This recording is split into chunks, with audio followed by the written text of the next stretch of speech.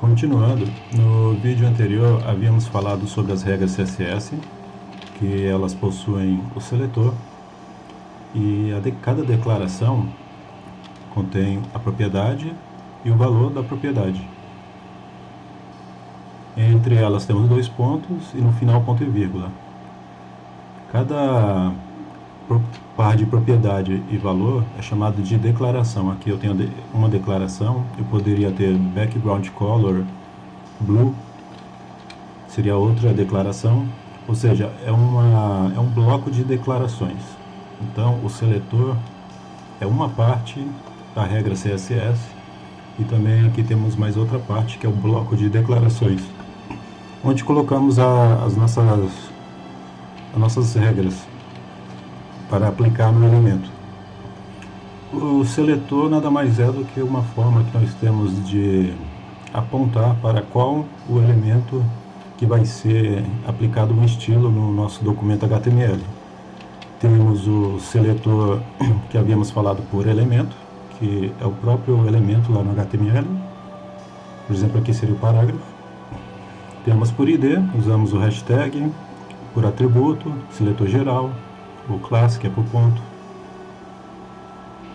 Então esses foram os seletores que nós havíamos falado.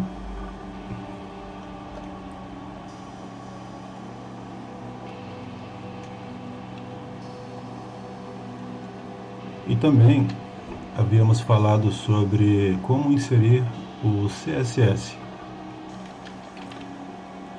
O CSS você pode usar ele inline, ou seja, ele é embutido no documento HTML de forma internal, onde ele fica na área head do nosso documento, ou externo, ou external, que é o mais comum, onde nós fazemos a referência e eles ficam linkados, entre aspas.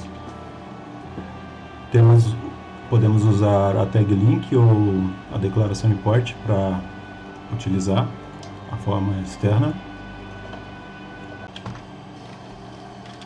Para aplicar o estilo inline, apenas escolha, por exemplo, uma tag, e nessa tag o style se comporta como um atributo desse elemento. No caso, esse style vai ser o atributo do H1.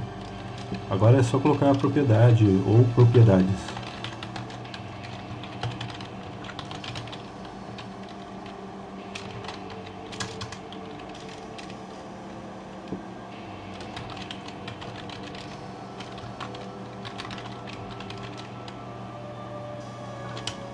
Só que essa forma, como sempre, não é recomendada, já que vai poluir o nosso documento HTML. A segunda forma, tirando essa que é embutida, inline, style inline, a segunda forma é dentro aqui no conteúdo do head. Então aqui ele já é uma tag. E nessa região, no conteúdo dessa tag style, você pode inserir como semelhante ao arquivo externo. Eu posso colocar toda div, vai ter background color blue.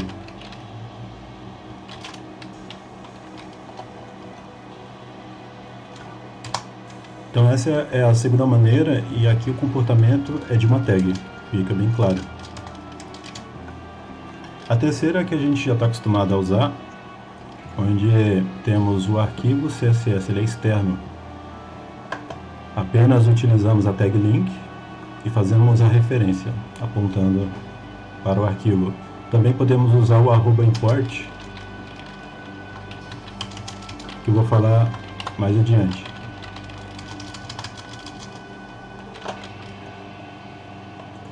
Agora que eu já falei disso, vamos falar agora do assunto principal, que é o efeito cascata. O efeito cascata, ele tem a capacidade de resolver os conflitos que são gerados através das combinações de várias folhas de estilo CSS, e sendo que cada uma dessas folhas de estilo, por exemplo, eu tenho essa, tem a do navegador, eu já vou falar disso, várias folhas de estilo competindo para ver qual delas vai ser aplicado o estilo. E quem vai decidir quem vai vencer essa guerra entre as folhas de estilo é o algoritmo efeito cascata. Então, através de algumas regras, ele vai ver quem ganha na batalha, entre aspas, brincando, essa disputa de estilização. Quem é que vai aplicar o estilo? Se eu tivesse 4 folhas de estilo e todas querendo aplicar uma borda de sei lá quantos pixels no nosso documento HTML aqui no body, e a outra também querendo uma borda com a mesma propriedade, mas com um valor um pouco diferente, seria uma linha pontilhada e assim por diante, cada uma das 4 um pouco diferente da outra, qual delas ganharia? Ou se fosse o background color, qual cor iria ganhar para aplicar nesse mesmo elemento a estilização? Então, o que vai decidir isso é o efeito cascata, o algoritmo. Mas como que ele faz isso? Através de algumas regras, que são a especificidade, e antes da especificidade, aliás, tem a importância, que é maior que a especificidade, e depois temos também a ordem em que colocamos as folhas de estilo. Por exemplo, eu posso colocar outras folhas de estilo aqui. E a ordem aqui o último sempre vai ganhar, de cima para baixo, top-down. Então tem mais prioridade o último aqui da fila, das folhas de estilo. Também temos os tipos de folha de estilo. Não é apenas o nosso, que é do autor, ou declaração do autor. O nosso famoso style.css, assim como você pode criar um menu.css ou qualquer nome .css que tenha essa extensão. Temos também a folha de estilo User Agent Style Sheet, que é a folha de estilo do navegador ou navegador padrão.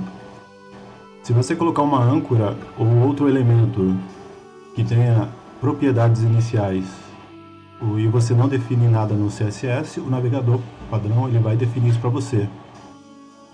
Initial.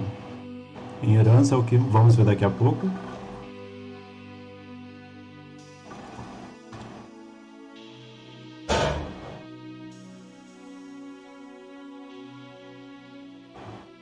Eu deixei uma âncora nesse documento. Olhando nessa parte, você encontra User Agent Style Sheet. E entrando lá no meu arquivo,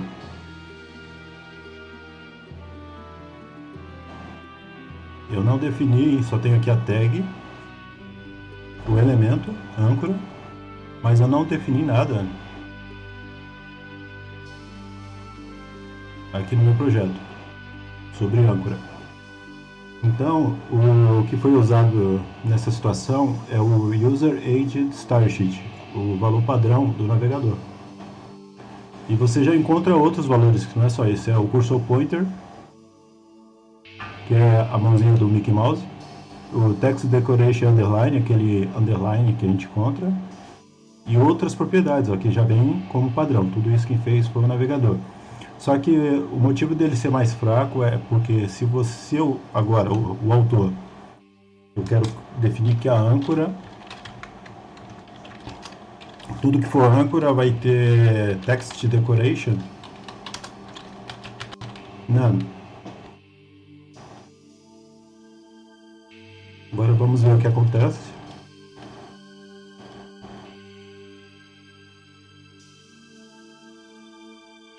Text Decoration, underline, já foi sobrescrito, override, é o que a gente fala, mas pode falar sobrescrito pelo usuário, que sou eu, o autor.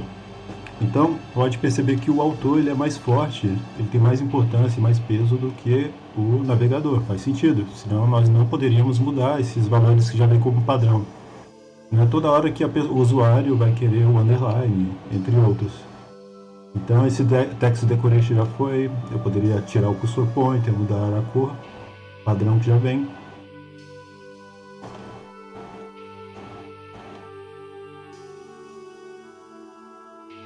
Deixa eu ver se eu acho mais algum. Aqui é herança.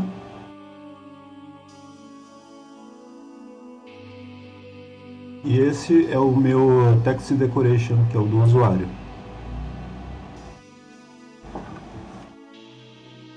Usuário não, do autor. O usuário fica entre o meio. O, a folha de estilo do usuário, isso.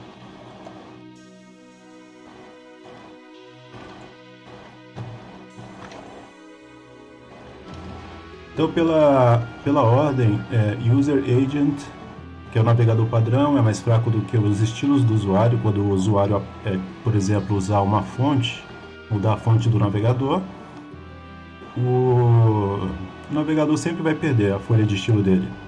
Só que a nossa sempre vai ganhar desses outros. Também podemos usar a importância, que é uma das primeiras aqui regras que o efeito cascata, que é o algoritmo, ele é utilizado para dar uma prioridade. Se você quiser que o estilo do usuário tenha prioridade, apenas use important com uma exclamação antes.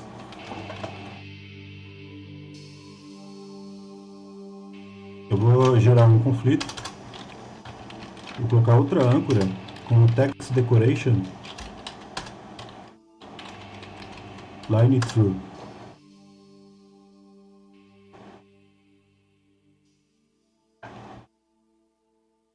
Aqui também já houve o efeito cascata, outra guerrinha, e esse aqui perdeu.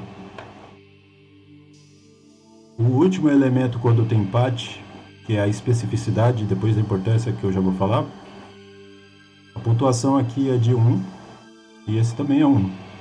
Como há um empate, a regra é o último elemento ganha, ou seja, a ordem é importante.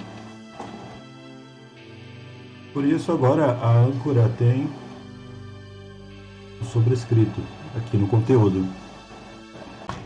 Mas o que eu posso fazer agora? Eu posso colocar a declaração important e reverter. Quem ganhou foi o de cima, já que o important ele quebra toda a regra. Essa declaração tem que ser usada com cautela e em grandes projetos com equipe é recomendado não usar, já que o seu colega pode não saber que você está usando essa declaração e não conseguir estilizar algum elemento, por exemplo.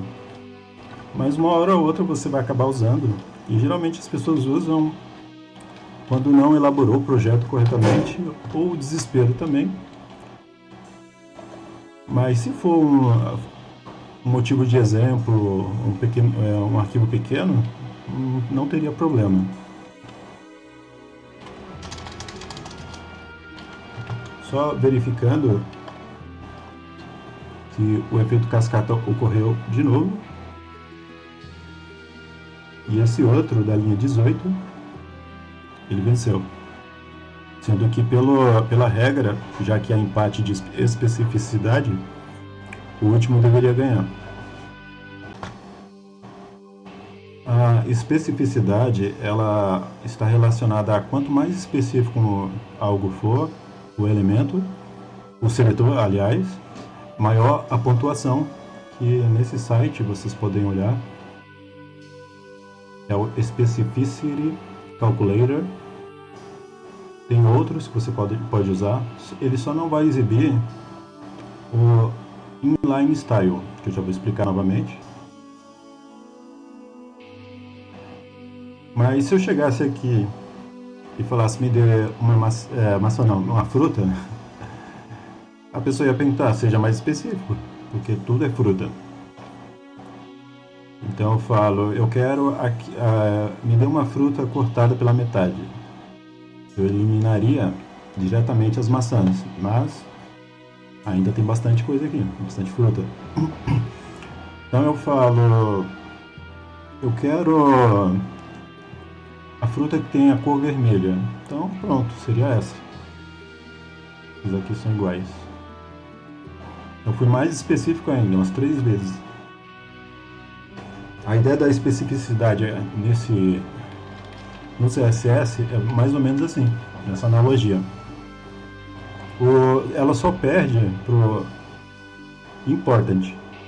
E depois dela vem o inline style, que não conta lá, porque geralmente nós estamos usando um arquivo externo do CSS.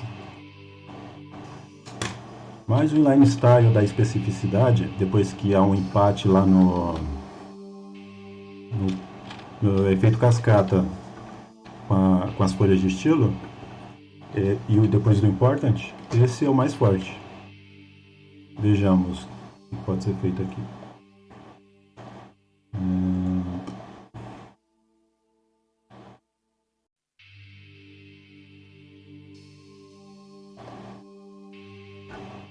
Tirar o important. Eu vou colocar uma div que tem como filho, digamos que eu tinha tudo a div aqui. Deixa eu ver. Tem como filho H1.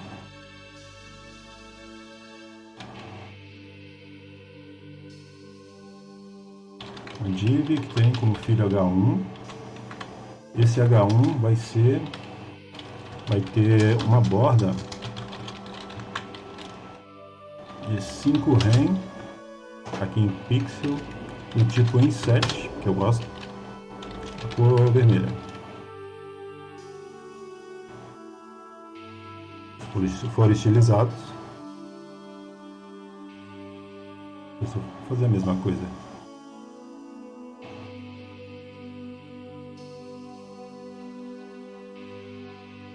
Vejamos.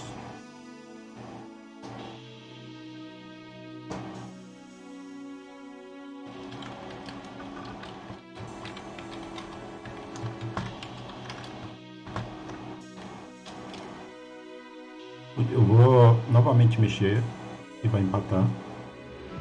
E o último ganha, pela regra. Ó, a pontuação da especificidade é 002 porque tem 2 elementos. Se tivesse 1000 elementos, teria 1000. Mas tem 2. Colocar mais um, vai indo. Colocar o body, por exemplo, aqui, ele ganha na hora. Ó. Body.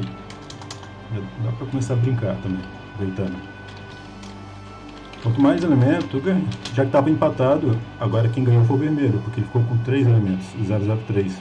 Fingindo aqui, ele teria 3 unidades de pontuação. Não é unidade isso aqui. E esse 2. Agora, se eu coloco o body, vai empatar e o último ganha. E assim por diante. Claro que eu estou respeitando a ordem, né, do fluxo normal da página. Que é o HTML, é filho do body, o body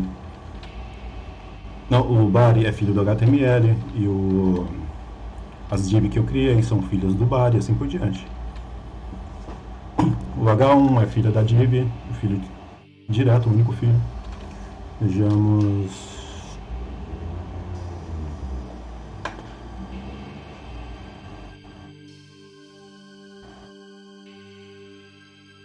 Vamos lá para o style.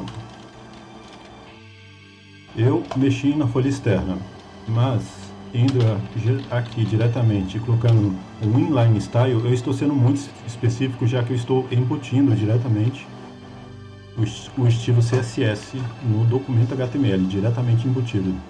Então esse é o mais forte da especificidade. Então, border de 5 rem, inset da cor yellow. Esse é comparado, não tem como.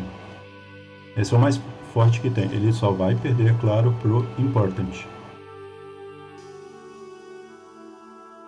Important sempre vai ganhar. Essa declaração. Perdeu.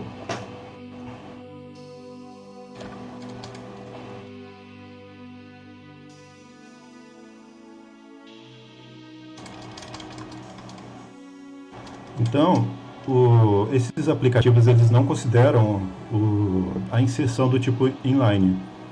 E quem é que vai usar, praticamente? Normalmente a gente usa em poucas situações no head como tag, e geralmente usamos aqui mesmo o style e fazemos mais de um arquivo. Pode ser um para configurar só menu, outros para barra de navegação, assim por diante. Certo, agora que a gente já sabe dessa parte aí, vamos tentar ficar calculando. Eu sei que vocês já viram isso, mas serve como revisão. Aqui tem as anotações.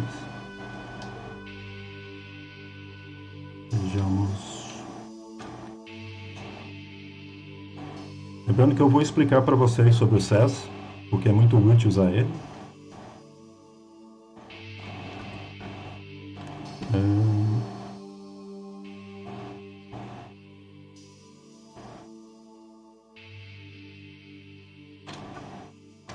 O que aconteceu foi isso.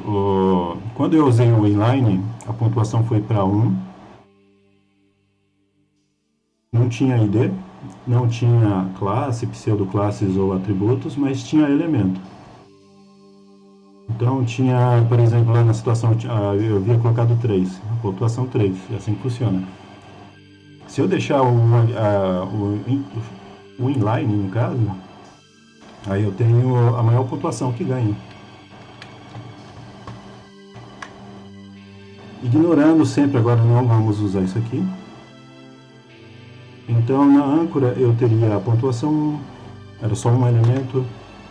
Se eu usar uma classe, eu vou ter 1 ponto, duas classes 2, e cada uma dessas vale 1000 dessas. O ID seria o mais forte, já que não consideramos este camarada. ID, pontinho, e aqui um elemento para lembrar, parágrafo. E por último, depois dessa pontuação, vai vir a ordem da folha. Ou seja, a ordem importa, assim como eu coloquei quando há empate, sempre o último vai vencer. Então a ordem das folhas de estilo também vai importar. Na hora de inserir a folha de estilo, outras folhas de estilo, eu poderia ter colocado, por exemplo, eu vou dar uma noção aqui do que a gente vai fazer mais para frente, que é o Bootstrap.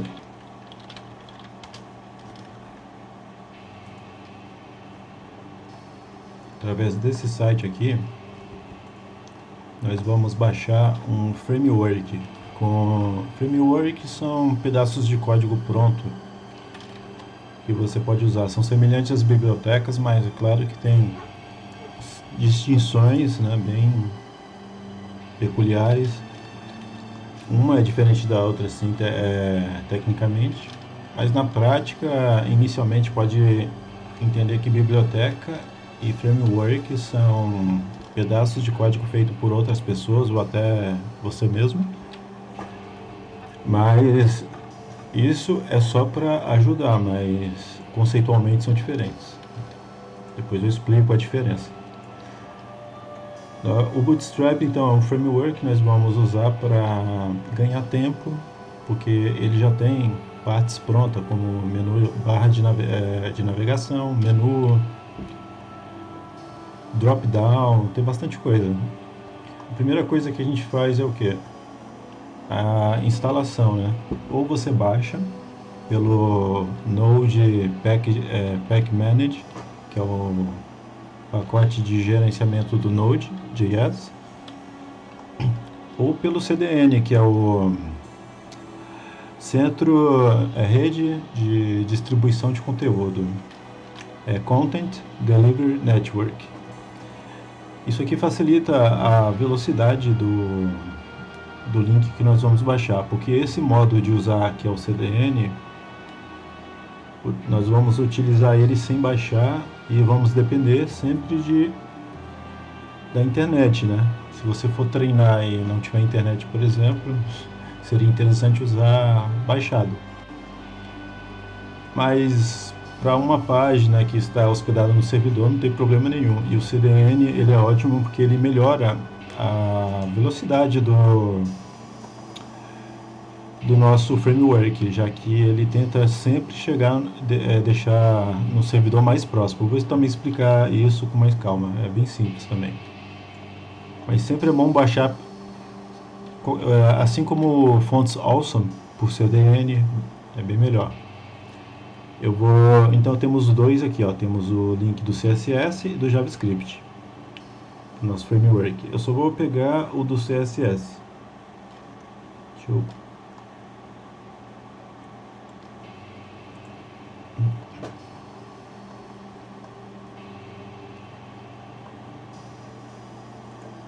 Só esse aqui.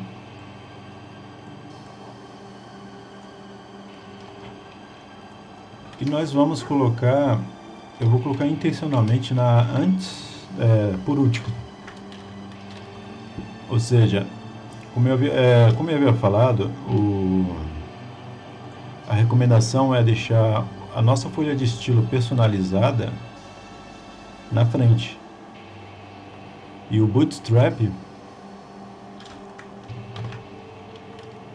que vai concorrer com ele, no efeito cascata, pode concorrer em algum momento.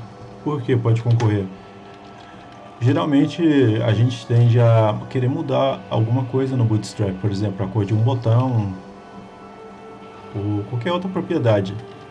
E se eu fizer isso, vai impedir, porque a ordem das folhas de estilo importa, que seria a última regra que eu estou mostrando do efeito cascata. Então, vamos lá para provar.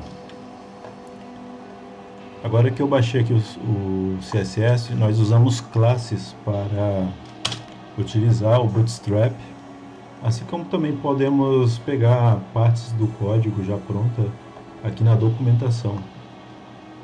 Então, depois que você entrou aqui, vai na documentação, aqui ó, lê a documentação e você terá tudo te ensinando como pegar aqui uma barra de navegação. Eu já inseri no código, daqui a pouco eu vou fazer isso, certo?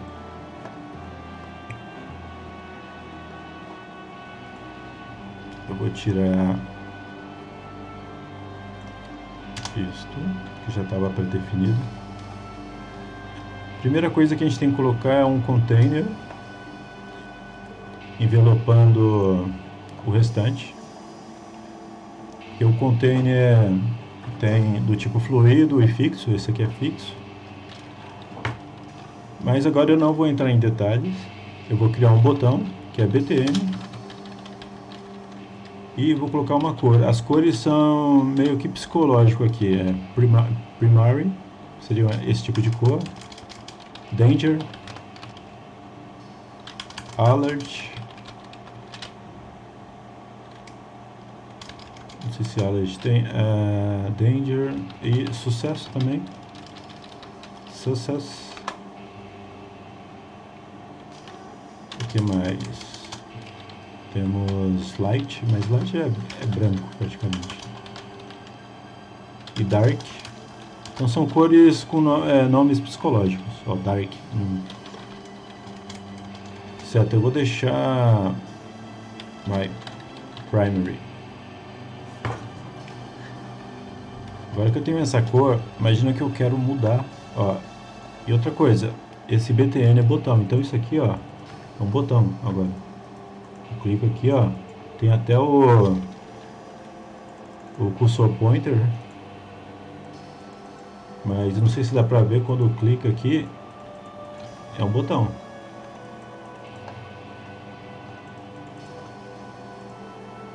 Certo?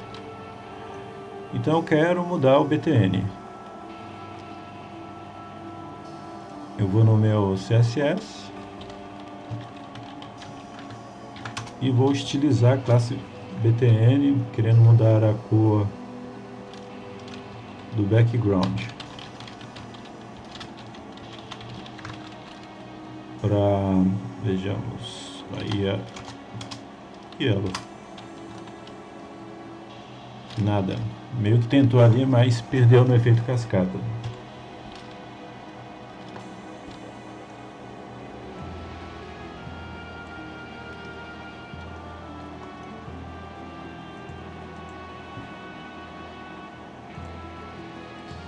Container, tem bastante coisa no Bootstrap.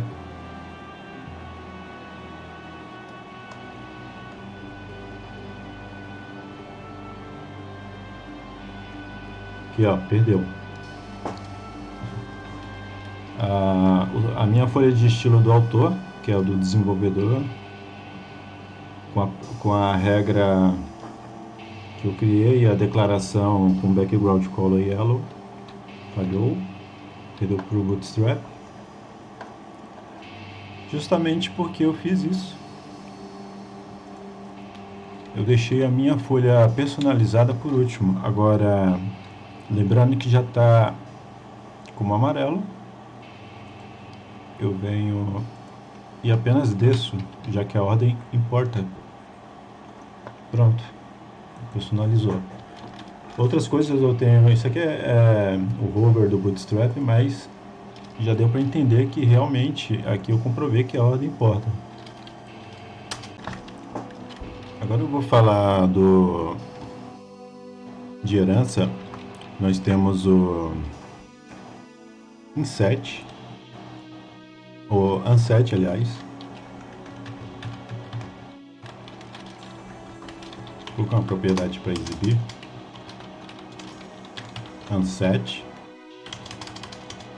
O inherit, que vocês já viram, que é bem fácil de entender. E o revert. Também tem initial. Certo. Para que serve? O que é o valor inicial? O valor inicial é aquele que é definido pelo navegador ou não, né? Às vezes alguma propriedade ela já vem com valor inicial quando ela é criada. Quando ela não tem valor inicial, o próprio navegador, que é o User Agent Style Sheet, esse nome chique aí, ele define. Neste caso aqui, quando você entra, tem uma interrogação, mas nós falamos que o valor inicial dele é do display, da propriedade display, o seu valor inicial é inline. Significa que se eu pegar aquele meu elemento parágrafo, ele naturalmente é um elemento em bloco, como nós já vimos. Essa aqui é uma tabela do W3 School, mostrando que ó, o valor padrão dele de display é block. Mas toda a propriedade display naturalmente é inline. Depois eu coloco aqui para não perder mais tempo, mas é inline. O display, o valor inicial é inline. Então, vamos ver como é que fica aqui. Opa, deixa eu tirar isso. Ó, o comportamento agora é em linha, alterou. Então realmente está certo, o valor inicial dele é inline. O que é que aconteceu? O navegador, cadê? Deixa eu procurar onde eu deixei os parágrafos. Aqui, ó, User Agent perdeu no efeito cascata, é claro. E cadê? Aqui é o parágrafo. Tá com display initial, ou seja, inline. Isso já é algo que já é pré-definido. Agora o unset, ele puxa o valor inicial de uma propriedade. Se eu colocar unset no display, ele quer pegar o valor que tem no initial. A propriedade display, o valor inicial dela é inline. Então se eu colocar o unset, que só quer saber do initial, vai continuar inline. Bem interessante. Enquanto o revert quer saber do valor do navegador, que é o User Agent Style Sheet. Gostei desse nome.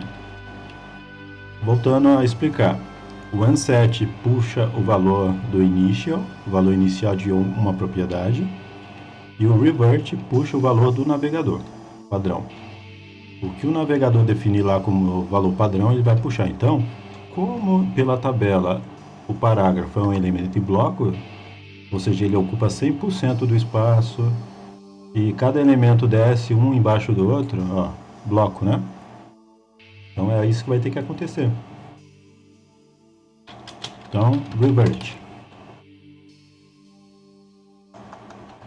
Agora nós temos novamente o nosso amiguinho aqui ocupando 100% de onde ele está, porque eu coloquei ele numa div, e que a propriedade, a característica mais comum do elemento em bloco é o que? Ocupa 100% de espaço de largura e ele faz uma quebra de linha. Aí o próximo elemento em bloco faz a mesma coisa e um fica embaixo do outro. O inverso do elemento inline, só recapitulando, né? Sempre é bom que cada elemento vai ficar ao lado do outro, igual havia ficado. Vou colocar unset, que vai puxar o valor inicial, e é inline. Então, vai ter um ao lado do outro. Lembrando que a propriedade inline não deixa você definir a largura e a altura, por isso que a gente usa o inline block, né, em situações, só para relembrar, porque aí você pode usar o melhor dos dois, do block, do display block e do inline. Então é isso, o valor inicial é aquele que foi definido. Quando não é definido na criação dele, o próprio navegador define. Como eu coloquei aqui, ó, o navegador já define o parágrafo, qualquer navegador, como elemento em bloco, todo navegador. Parágrafo é elemento em bloco. Mas eu coloquei initial para o display. O display é o que? Inline. Então eu transformei o meu amigo aqui em inline. E se eu colocar o revert, eu quero o valor do navegador que foi cortado. Vai voltar a ser block. É só isso.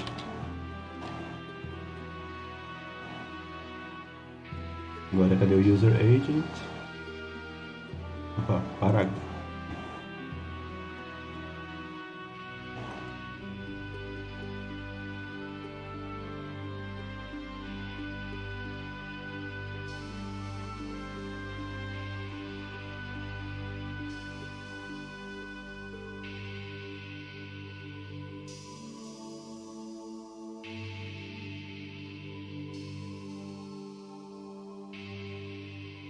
Tá certo.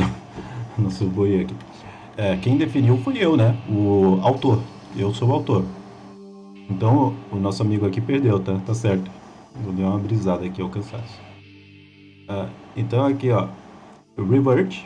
Mas ele tá puxando esse valor. Ele tá puxando o valor do navegador padrão. Se eu colocar, vejamos, block, é o próprio valor do navegador. Não sei se ele consegue puxar, porque foi eu que coloquei, defini isso.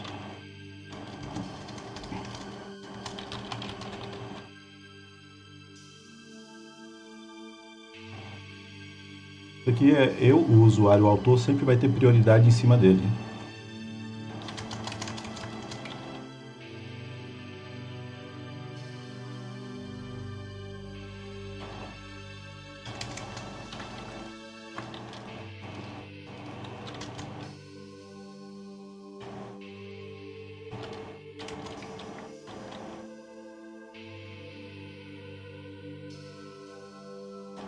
Consegui fazer aqui uma gambiarra.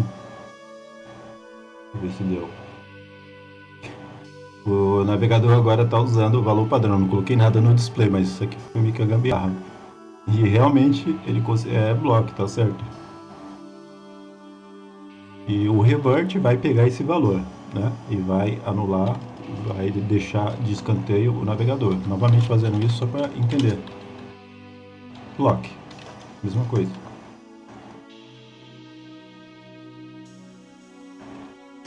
Unset vai pegar o valor inicial do display, que é inline, vai virar linha.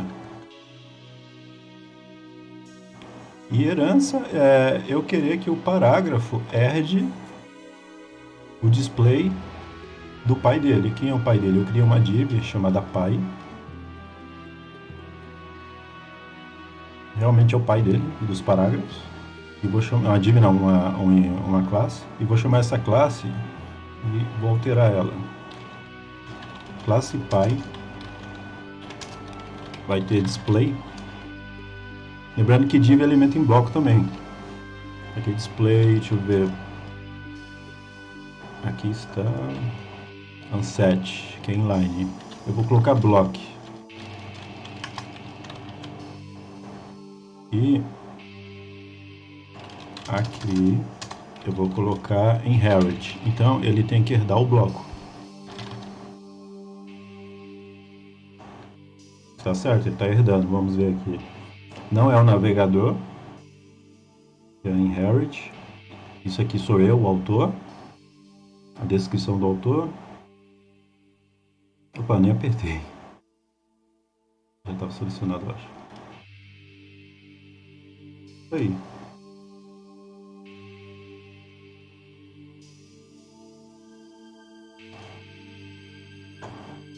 Agora vejamos se é verdade. Se eu colocar inline, será que ele vai herdar o parágrafo inline? Parágrafo. Está herdando. Virou linha, então tá certo. Realmente inherit é isso. É bem simples. Flex, display flex, famoso flexbox.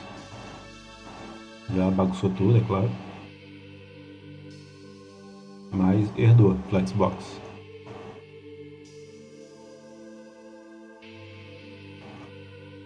Na parte de herança já ficou claro, né?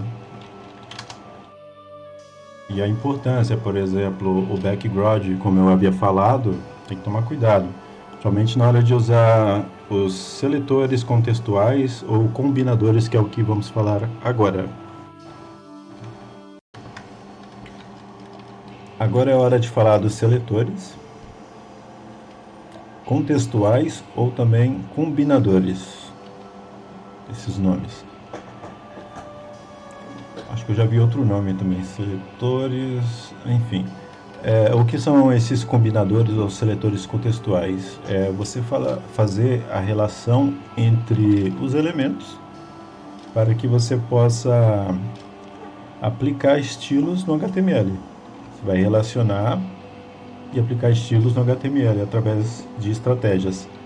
Temos os seletores, os combinadores, vou falar combinador, que é melhor, que se relaciona, que é relativo aos irmãos, que são o irmão adjacente e o irmão geral, e os relacionados aos pais, parent em inglês é pais e siblings, irmãos.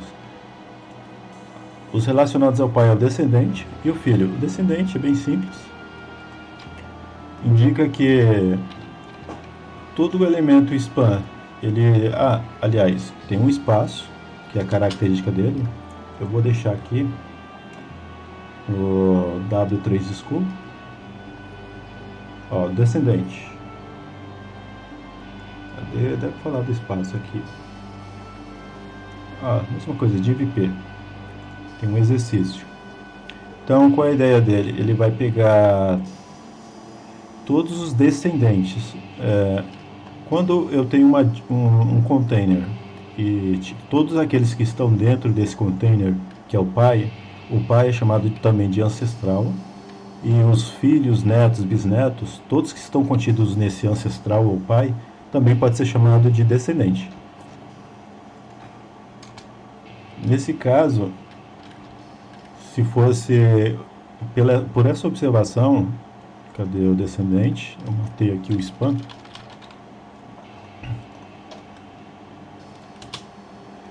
Todo o span que for filho, neto, bisneto, ou seja, descendente do parágrafo, vai ser formatado.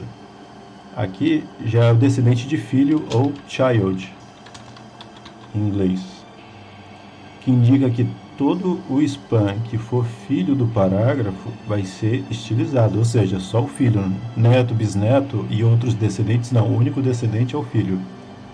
Essa é a diferença. E aqui fica interessante de analisar. Repara que o CSS está inserido como tag, ou seja, é um interno, o estilo interno. Ele funciona como uma tag, só para lembrar. E temos aqui o seletor, um combinador. A característica é o espaço, sempre dá um espaço.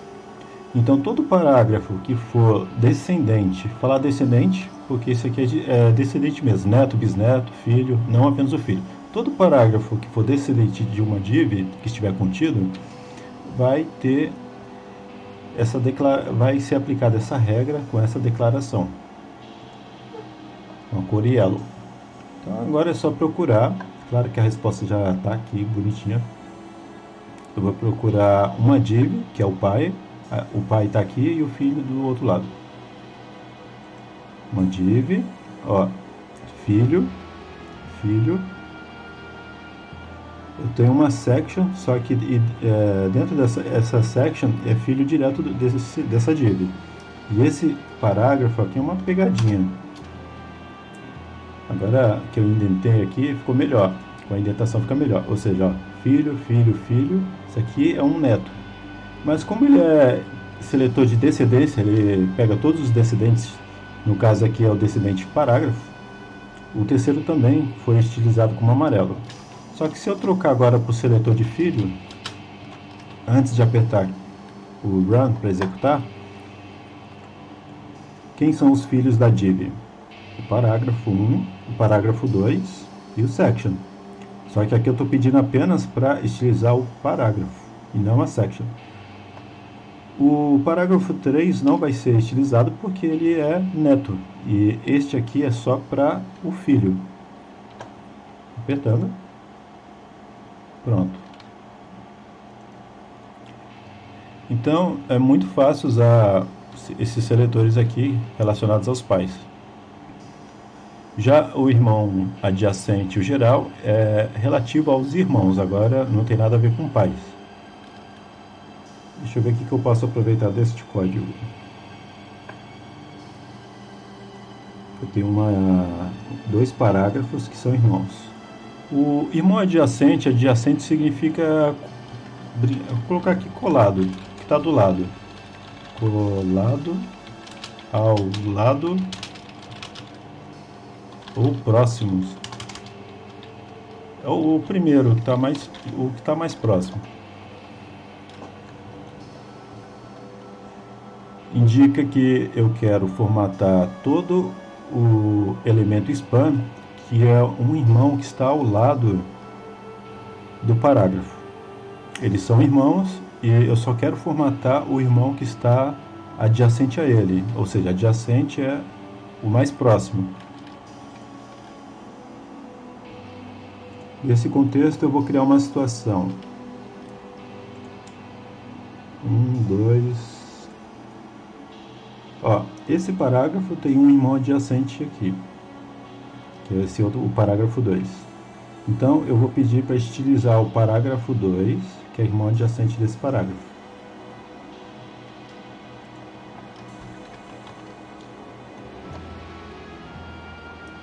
Para isso eu vou... Bom. Deixa eu ver se vai acontecer. Aqui também vai acontecer, ó, porque esse parágrafo, esse de baixo é irmão adjacente desse, ele está colado, está do lado. Isso, vai ser este aqui, o parágrafo 2 e o 5. Tirar o sinal, colocar o sinal de adição. Significa todo parágrafo que for irmão adjacente do parágrafo vai ser estilizado certinho, ó. O 2, que é irmão colado desse outro, e o 5 que está colado com esse. Perfeito. E para finalizar temos o irmão geral, que também é bem simples. Você coloca o til. Nesse contexto indica o que? Eu quero formatar todos os irmãos que são, todos os parágrafos que são irmão de P, apenas isso, todos os parágrafos, incluindo o irmão adjacente colado. Então, imaginando que este parágrafo aqui, ele é o irmão... Este aqui é o irmão adjacente desse parágrafo, ele vai ser estilizado, porque o irmão geral também conta com o irmão adjacente, o irmão ao lado. Este é geral porque ele está considerado realmente o geral, pois ele está distante, ele não está adjacente. E também temos esses outros aqui, que são gerais em função desse. Resumindo, ele pega todos os irmãos abaixo dele. O parágrafo 1 vai pegar tudo. É claro que também temos o que? A situação que esse parágrafo vai ser considerado, né? Porque o irmão adjacente vai ser contado. Se eu tirar, aqui também conta.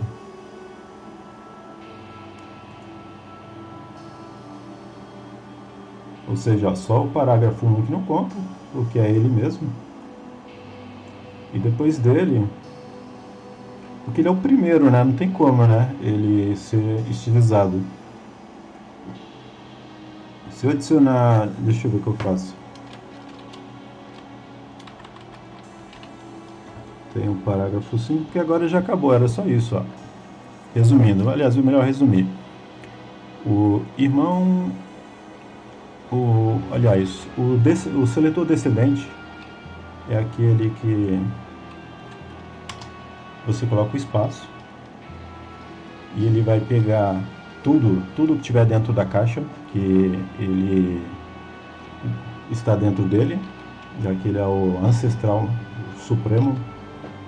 Então, novamente aqui, deixa eu ver, PP não tem, né? Não tem filho, porque isso aqui é relação de pai, olha que interessante, não tem.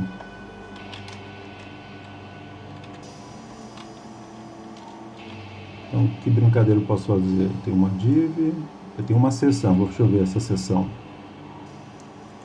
Essa seção tem um filho que é um parágrafo.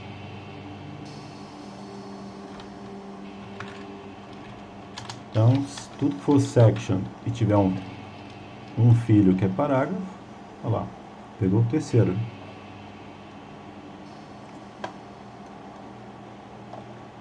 Agora eu vou apresentar mais uns que são os mais divertidos. Esses são o que todo mundo considera chato para aprender. Isso não é eu que estou falando, é porque eu escuto mesmo. E esses são os divertidos, tirando um Important a gente já viu, esses aqui, os mais legais mesmo. Entre outros ainda, mas esses aqui são bem viciantes. Pseudoclasses e pseudoelementos é o que a gente vai falar agora. A pseudoclasse é diferenciada porque ela tem apenas 2 pontos uma única vez e o pseudoelemento 2 vezes. As pseudoclasses, quando você coloca ela em um seletor, ela coloca nesse seletor um comportamento especial. Por exemplo, quando eu passo o mouse, que é o hover, em um botão, eu tenho um comportamento especial, que é um evento. E eu posso colocar um background, esses efeitos aqui, ó, podem ser estilizações ou também ser usado no JavaScript. Então, a pseudoclasse ela é relacionada com um comportamento que você vai aplicar a um elemento através de um seletor. E o pseudoelemento está relacionado com uma posição específica de um elemento. Por exemplo, isso aqui é bem fácil de explicar, que é a primeira linha de um parágrafo, first line.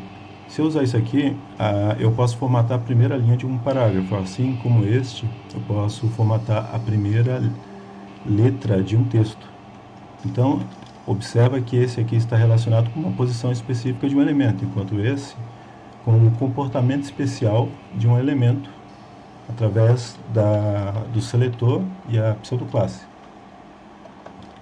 Vou começar com first child e last child, o primeiro filho, que é first child. E já vou explicar. First child.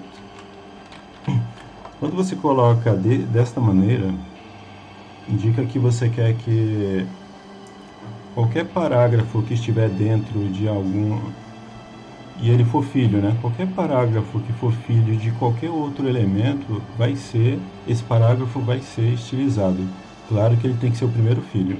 Ou seja, repetindo de novo, ó, qualquer parágrafo que tiver um pai, e esse parágrafo for o primeiro filho, o first child, ele vai ser configurado com a cor amarela, estilizado.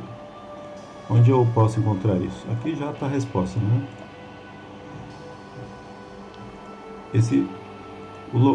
Quais são os locais que eu encontro o parágrafo e ele tem um pai e esse parágrafo ainda é o primeiro filho? Aqui, ele é o primeiro filho, esse aqui seria o último. Dentro de section,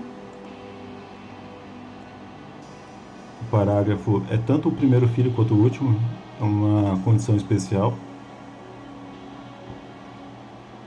Esse aqui não tem como, porque ele seria o último filho e está em body, então está certo.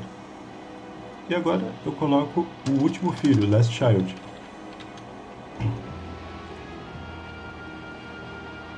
Ou seja, vai pegar esse, pois ele está em body. E ele é o último filho de body. Tá certo? Agora se eu colocar como último filho qualquer outra coisa aqui, uma tag H1,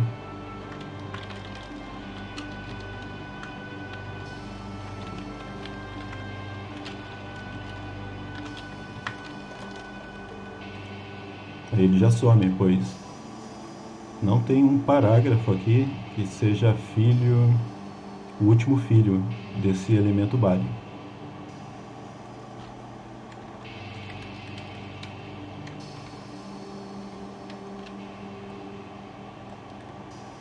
Agora eu posso pegar também o H1, fazer uma bagunça e colocar o parágrafo como filho, e esse aqui vai ser estilizado.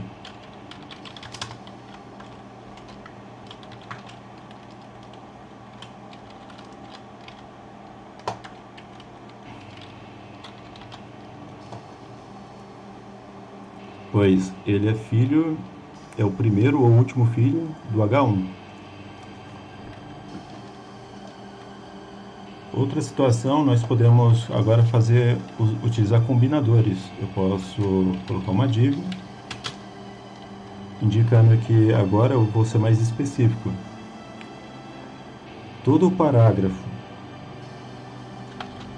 coloquei div, todo parágrafo que estiver dentro de uma div, ou seja, isso aqui é um descendente, né? Combinador descendente. Dentro dessa div, e ele tiver um pai, e ele for o primeiro filho, é meio complicadinho agora. Ele vai ser estilizado, ou seja, vamos ver, tem que ser dentro de uma div, pode ser filho, neto, bisneto, esse parágrafo, e esse parágrafo precisa estar envelopado. Isso acontece em section. Então, esse aqui vai ser estilizado. Parágrafo 3. Colocando, esse é o último filho, né? Que aqui tanto faz. Agora, deixa eu colocar o primeiro filho.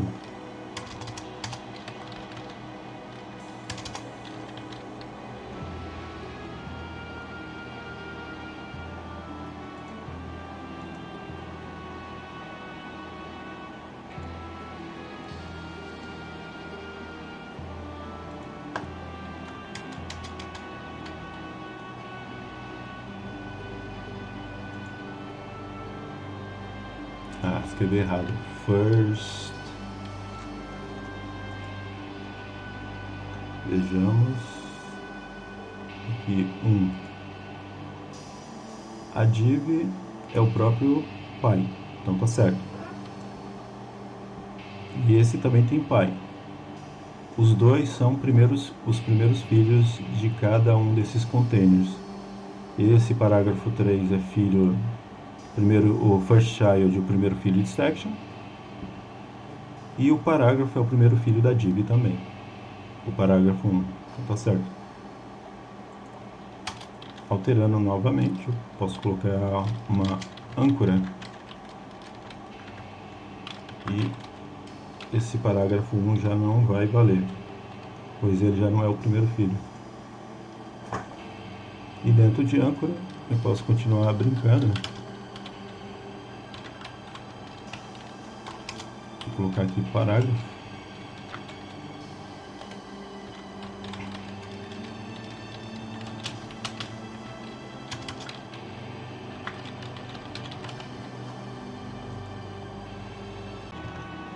Agora com os pseudo-elementos, onde o que importa é relativo a posições específicas de um elemento, vamos começar com o first line, que vai pegar, por exemplo, a primeira linha de um parágrafo.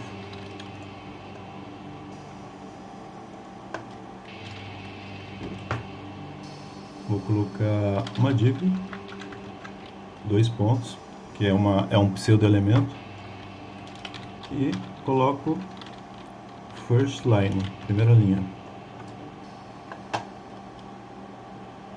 Isso aqui é uma div, e eu tenho já aqui um parágrafo de cara, então é esse aqui mesmo. Mas não precisa ser só o parágrafo, né?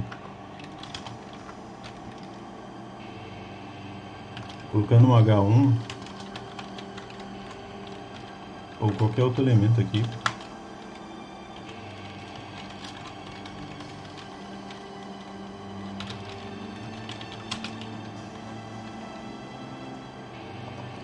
ou seja, ele é a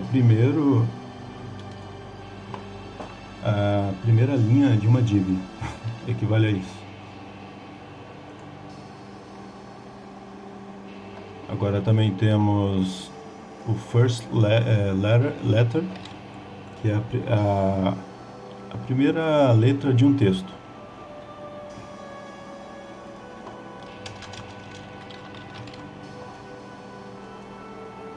A letra E.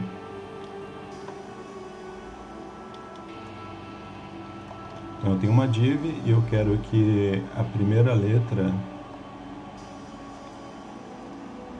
seja configurada, estilizada. Agora eu vou colocar esse elemento aqui e já muda. O primeiro parágrafo agora que aparece é justamente no conteúdo dessa div. O mesmo vai acontecer aqui com line, que é a linha inteira.